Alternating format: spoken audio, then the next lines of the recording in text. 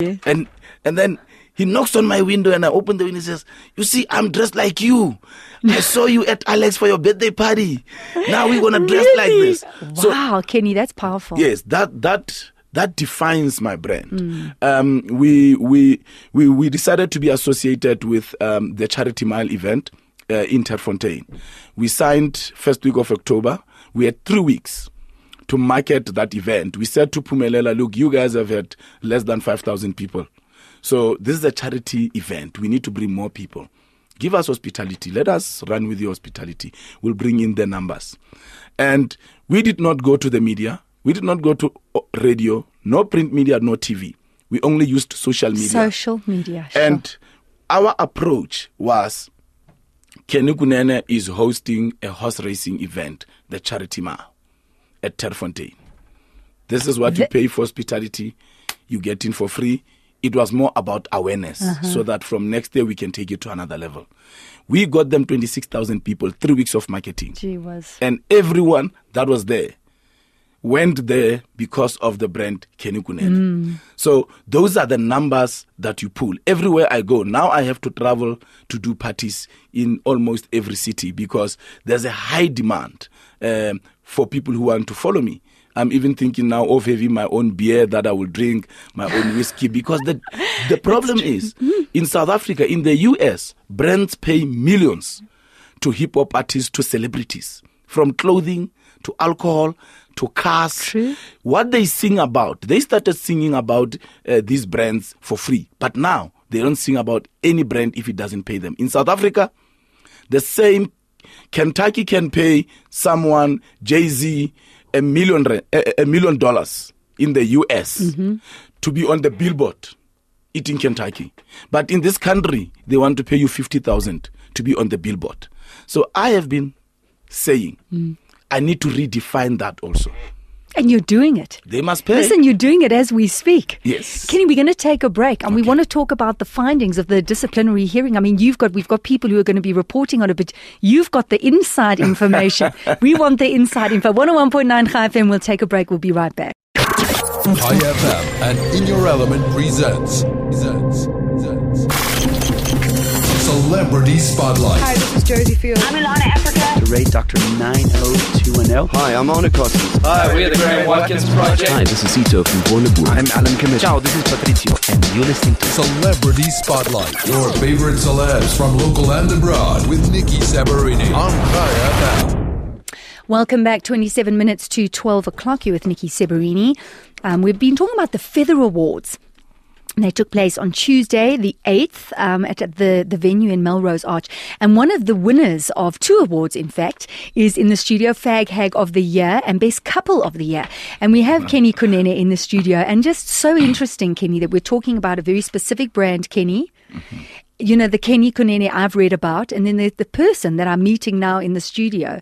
And it says so much for the way a person can use their mind, their outlook to change things in life. Because you really are a walking, talking example of that. And I think you realize the responsibility, the power that you have over people. So you can do it in the brand way, the watches and the glasses and all of that. But I think that possibly in your future, you're going to be using it even more and more, as in passing those messages onto the youth that you have, your experiences. Am I right, Kenny? I think that you are going to be doing it more and more. Yes, I am. Look, I have a reality show, So What? It's on E? Yes, it's on E every Saturday, 7:30. I'm an entertainer, and that's what I'm known for. And people expect my reality show to be motivational or inspirational only.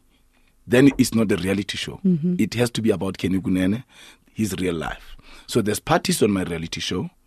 There's inspirational stuff on my reality show. I write quotes on my reality show. But I don't say it obvious. At the moment, we just we are in a competition, weight loss competition with Gaten McKenzie, and our CEO Rian. But it's something that just came up, and we said, look, this thing is gonna take time. So let it be part of the content of the reality show. But through that, we are saying to people that are watching my show, it's important to lose weight. It's a message that we are sending, but I'm not telling them that lose weight. but my actions, what I do, will inspire them Right. to lose weight. You understand what I'm saying? Mm-hmm. We are running a mentorship program. We went on Twitter because we stay with the social media. We went on Twitter and we said to young people, those who are interested in marketing, PR and branding, let them write a motivation as to why should we consider them for our mentorship program. We got 17,400 emails in 4 days. Sure. And we selected 300 in Johannesburg. Some of them come from Pretoria. We've been doing this mentorship program. And you must give them a motivational part. I mentor them on marketing and branding. And some of them are studying marketing. But you must hear these kids when they engage with us after the session, because after every session, we give them about 45 minutes of interacting with us. It's amazing. It's amazing. Some of them say, look, I can drop now and come and listen to you guys because I don't just walk away with knowledge, but I walk away motivated. I walk away inspired. I can do it. Yes, these are the things that we don't speak about. They know that the price at the end of the day, I'm sick and tired of these summits where kids are given sandwich and juice, and then they are given all these concepts and they go back home, but they still have nothing. So these ones know that the winners, those that show more hard work and more passion and more intelligence, we are going to employ them under the ZAR empire. Well, there's like an entrepreneurial spirit. Yes, that's what we are doing. That is that entrepreneurial spirit. But we don't make noise about stuff like that. Okay. We do it because it's the right thing to do. Yeah. So, Kenny, right now, or just a short while ago, I mean, we've been following the Julius Malema trial. Yes. And the trial of all the others as well that you're friends with. So, I mean, you're getting the BBMs, or I don't know if it's an SM, I don't know. Haven't seen your phone yet, but I'm sure it's the beautiful one. But, I mean, tell us your thoughts on the whole disciplinary hearing. Look, Is that another message? Yes, Okay. I cannot. Suspended, not suspended. I'm really confused, really. I don't want to get into whether the disciplinary was right or wrong. Okay. That's not my space. You know what I'm saying.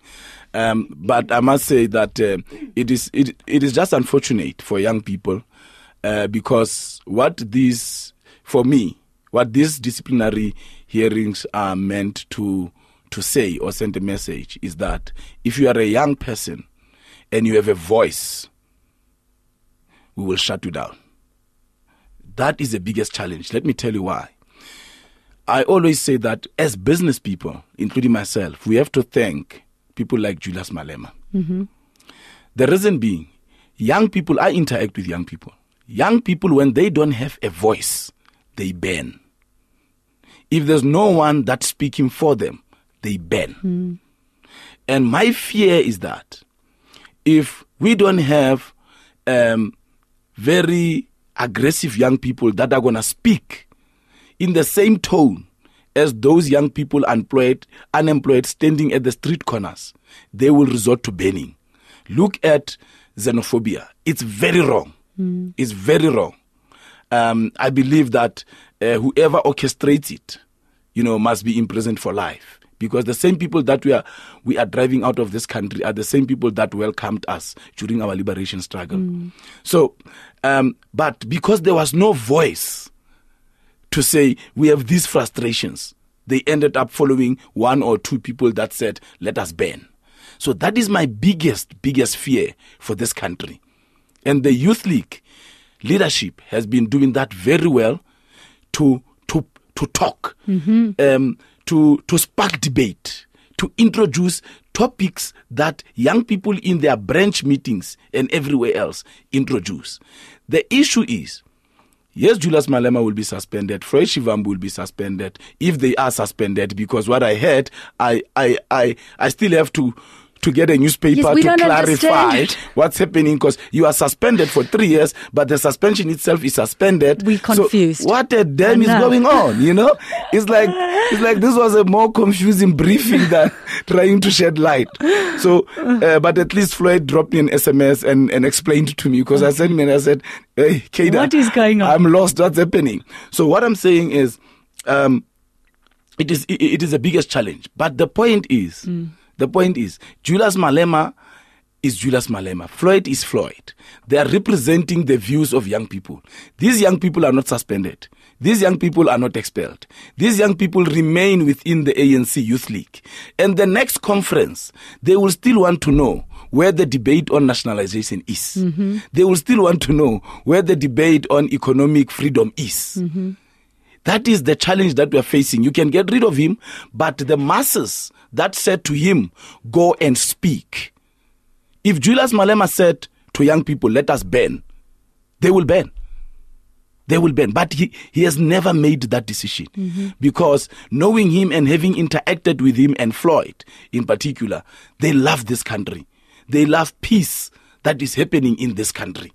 That is the point. If he were careless, if he were selfish, he would have said, let us ban.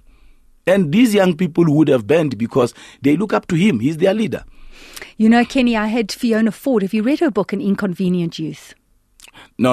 I didn't even want to read it, to be honest. I saw the book, but I didn't know where she comes from. Mm-hmm. And well, she shadowed him for a while. He was completely aware that she was writing this book. Okay. She had access to him all the time, and he knew that. And he gave her access to all the people in his life, to his grandmother. He gave her access to everybody. And she just writes about him. And what I found so interesting, and she sat exactly where you're sitting right now, and she just spoke about, you know, the Julius Malema again, you know, the person, the political figure. And she said that exactly what you've said, Julius Malema is the voice of the youth. And if it's not going to be Julius Malema, it's going to be someone else, because they're not listening to the youth, the people, the youngsters, the coming up, who want to be economically free, who want to have the opportunity. And it's a very important voice that needs to be heard. It's a very important exactly voice. What you said. And you must look at Julius as the person. I have gone out public and said I was made by white people. And Julius, on the other hand, and the Youth League were saying, look, down to white minority capital. And we need to take our land back. And Julius was seen as a hater of white people. Mm-hmm. But Julius never said to me, stop saying you are made by white people. I hate white people. Julius has always said to me, and Floyd, look, our liberation struggle, some of our heroes are white. You have the Joe Slovos, Dennis Goldbergs, Ruth First, you name them. Josh Bezos, you know. These are white people that fought for our struggle with us. So he always said, I don't hate white people, I hate their system. And that's exactly what I have said even America. To say, I hate the American government, not the American people. I despise the British government, not the British people. Because where there's oil, they invest a lot of money in ammunition to go and murder people in those countries just to remove one person who does not say yes to their imperialistic tendencies. So Julius has, the Youth League challenges the system. It doesn't challenge the people. However, but in so doing, Kenny, yes, in challenging the system, he has stepped on many people's toes. So he's been incredibly outspoken. And I think that in the beginning, a lot of people turned around and they sat up and they noticed Julius Malema. That's how he rose to fame so incredibly within a very short space of time. But that's what all the leaders of the Youth League have been doing. Mm-hmm. They have been very, very vocal, you know, when it comes to national issues that challenge young people. And if you look at him, when he was in Limpopo, he became vocal again. He said, I don't hate white people. Julius respects Nelson Mandela. And he said, look, in the spirit of reconciliation, we accept white people. We are not chasing white people away. And the media did not publicize